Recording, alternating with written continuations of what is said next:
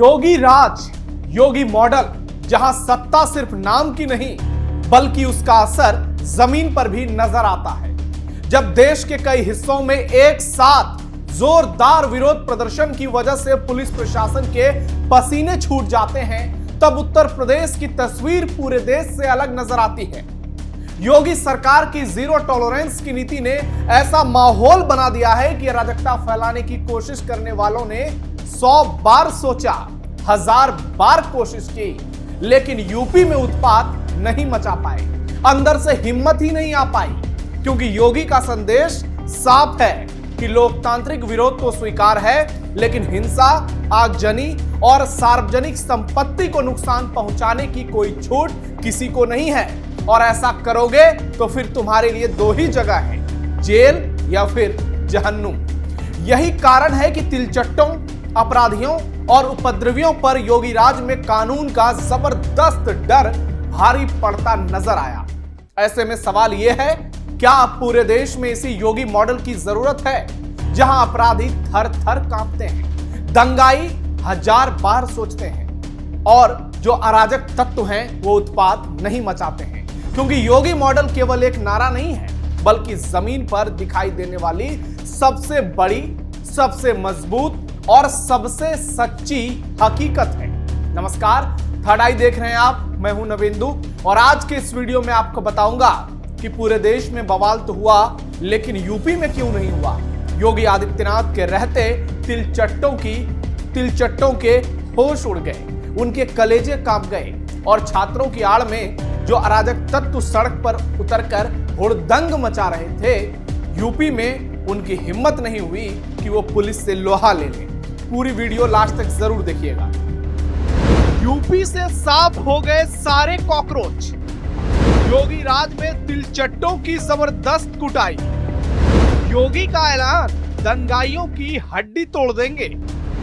योगी model का पूरे देश में बजा डंका।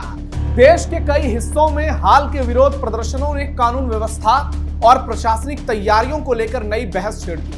अलग अलग राज्यों में प्रदर्शन का स्वरूप भी अलग रहा। कहीं लंबे धरने प्रदर्शन देखने को मिले, कहीं हिंसा, भीषण आगजनी, अराजकता, तोड़फोड़ की घटनाएं सामने आई। कहीं पुलिस वालों से लेकर पत्रकारों को दंगाइयों ने सरेआम पीटा, लिंचिंग की। देश के पीएम को खुलेआम भद्दी भद्दी मां बहन की गालियां दी गई। अराजकता, अभद्रता की सारी सीमाओं को लांघ दिया गया। लेकिन उत्तर प्रदेश की तस्वीर दूसरे प्रदेश से बिल्कुल अलग नजर आई। केंद्र सरकार भी बोली, सुप्रीम कोर्ट तक चर्चा हुई, लेकिन योगी सरकार अपने स्टैंड पर कायम रही, क्योंकि दावा किया गया कि यूपी में पहले से ही स्पष्ट कर दिया गया था कि शांतिपूर्ण विरोध तो ठीक है, लेकिन सार्वजनिक नुकसान पहुंचाने वालों को, हिंसा, अराजकता फैलाने वालों को और कानून अपने हाथ में लेने वालों को छोड़ा नहीं जाएगा। इसी नीति के चलते कई संगठनों ने आक्रामक प्रदर्शन की बजाय कानूनी और शांतिपूर्ण रास्ता अपनाया। यही है योगी मॉडल और यही असर है योगी मॉडल का, यानी अपराध और अराजकता के प्रति जीरो टॉलरेंस की नीति किसी भी परिस्थिति में नहीं बदलेगी। योगी ने खुले मन से कह दिया कि आज भारत जिस तेजी से पूरी दुनिया में आगे बढ़ रहा है, वो देश विरोधी ताकतों को पसंद नहीं आ रहा है। इसलिए बड़ी साजिशें रची जा रही है ताकि तेजी से बढ़ रहे भारत को रोका जाए। जरा सुनिए सीएम योगी ने कैसे चीन, अमेरिका का नाम लेकर बहुत बड़ी बात कही है। भारत ने जो पिछले 12 वर्ष में इंफ्रास्ट्रक्चर विकसित किया, अपनी विरासत को संरक्षित करते हुए तेजी के साथ उसने उन्हें दुनिया के लिए आकर्षण का केंद्र बनाया। आज उसी को लेकर के दुनिया की बहुत सारी ताकतें ऐसी हैं जो उसको स्वीकार करने को तैयार नहीं। उन्हें अच्छा नहीं लगता, क्योंकि भारत अब बॉटम 3 नहीं बल्कि दुनिया के बॉटम 5 राष्ट्रों में भारत की गिनती हो गई है। यानी टॉप 5 में भारत आ गया है। बॉटम 5 से टॉप 5 की इस यात्रा में भारत ने जो यात्रा तय की है, ये दुनिया के उन देशों को अब अच्छा नहीं लग रहा है जिनको लगता है कि अगले कुछ वर्ष में भारत टॉप 3 में आएगा।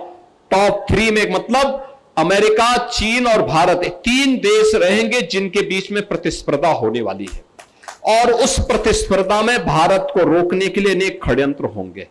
उत्तर प्रदेश के मुख्यमंत्री योगी आदित्यनाथ ने कहा कि भारत को रोकने के लिए अनेक षड्यंत्र होंगे। सोशल मीडिया प्लेटफॉर्म पर फेक अकाउंट बनाकर क्षेत्र, भाषा और जाति के आधार पर फिर से बंटवारे की स्थिति पैदा करने की कोशिश होगी, लेकिन यह सफल नहीं होगा। सुनिए।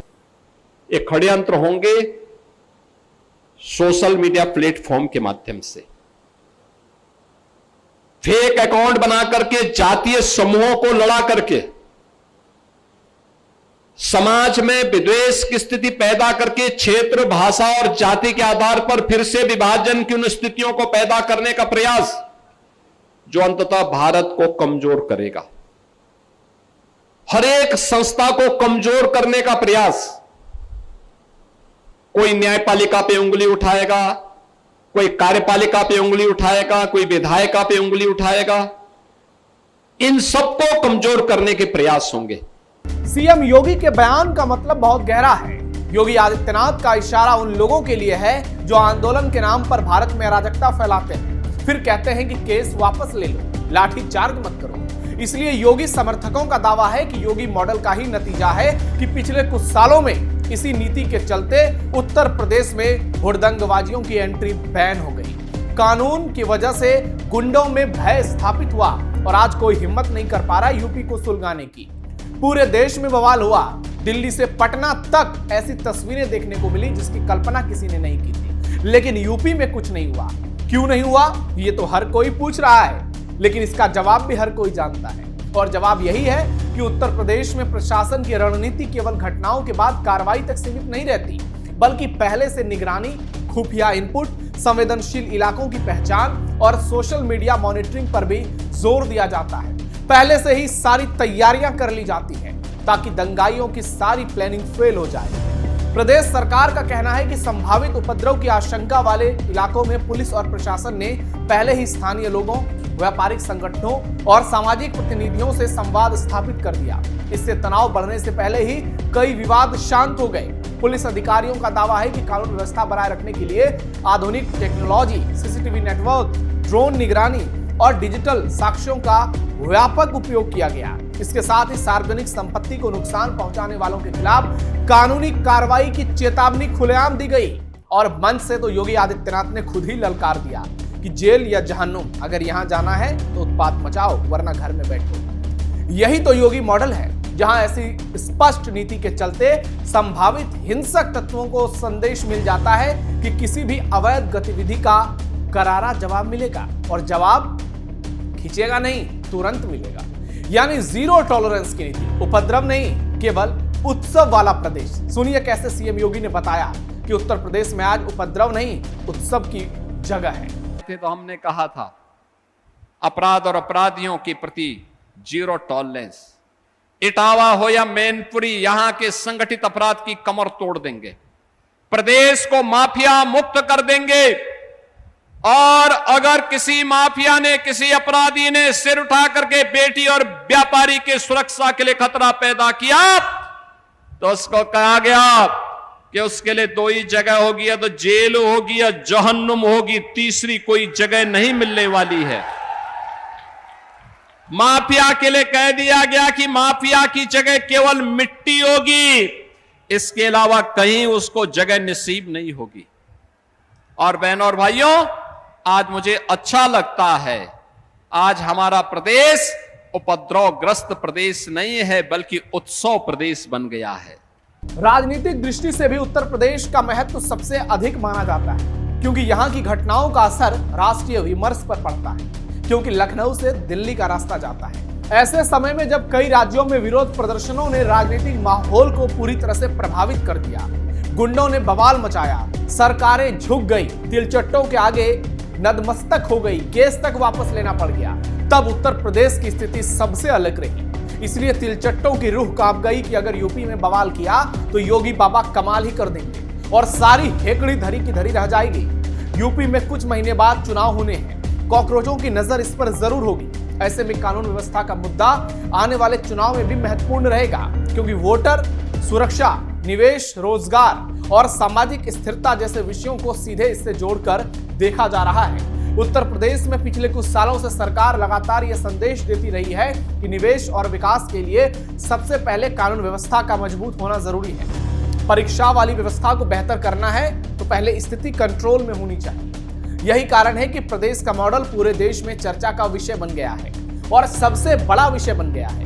आखिरकार यह पूरा घटनाक्रम केवल एक राज्य या एक सरकार तक सीमित नहीं है, बल्कि ये उस बड़े सवाल से जुड़ा है कि लोकतंत्र में विरोध प्रदर्शन और कानून व्यवस्था के बीच संतुलन कैसे बनाया जाए। किसी भी लोकतांत्रिक व्यवस्था में शांतिपूर्ण विरोध नागरिकों का अधिकार है, लेकिन हिंसा, आगजनी और सार्वजनिक संपत्ति को नुकसान पहुंचाना कानून के दायरे में अपराध माना जाएगा। यही वजह है कि उत्तर प्रदेश का प्रशासनिक मॉडल लगातार राजनीतिक बहस के केंद्र में रहता है और आज इसीलिए यूपी में योगी मॉडल लागू है, तिलचट्टों की एंट्री बैन है। आपने देखा होगा कैसे योगी के मॉडल पर विपक्ष ने बवाल मचाया। एनकाउंटर से बुलडोजर एक्शन तक का मामला सुप्रीम कोर्ट पहुंच गया, लेकिन योगी अपने स्टैंड पर कायम रहे क्योंकि उनका कहना है जनता के लिए बड़े फैसले करते हैं, जनता के हितों को देखते हुए हम कड़े कदम उठाते हैं और ऐसे में प्रदेश की जनता की सुरक्षा ही हमारी सबसे बड़ी प्राथमिकता है और अगर उससे किसी ने खिलवाड़ करने की कोशिश की तो फिर उसको किसी भी हाल में छोड़ा नहीं जाएगा। कानून व्यवस्था भारत की संप्रभुता और उत्तर प्रदेश की संप्रभुता से अगर कोई खेल करना चाहेगा तो उसको किसी भी हाल में छोड़ेंगे नहीं। उसको ऐसा जवाब देंगे कि उसकी आने वाली पीढ़ियां भी हिंसा, अराजकता करने से पहले 1000 बार सोचेगी। और यही तो योगी मॉडल है जिसका डंका पूरे देश में बज रहा है, पूरी दुनिया में बज रहा है और हर तरफ योगी आदित्यनाथ की लोकप्रियता तेजी से आगे बढ़ रही है। राष्ट्रीय स्तर पर योगी आदित्यनाथ को लेकर लोगों का एक रुझान बनता हुआ नजर आ रहा है कि मोदी, अमित शाह के बाद तो योगी की ही बारी है, क्योंकि योगी ने जिस तरीके से उत्तर प्रदेश जैसे 25 करोड़ की आबादी वाले राज्य को कंट्रोल किया है, योगी ही देश को कंट्रोल कर सकते हैं और ऐसे तिलचट्टों से बचा सकते हैं। आपकी क्या राय है? आपको क्या लगता है? योगी आदित्यनाथ के बारे में आप क्या सोचते हैं और योगी मॉडल को लेकर आपका क्या कहना है? कमेंट बॉक्स में बताइए। हमारे वीडियो को लाइक शेयर कीजिए। फिलहाल के लिए थर्ड आई में इतना ही। धन्यवाद।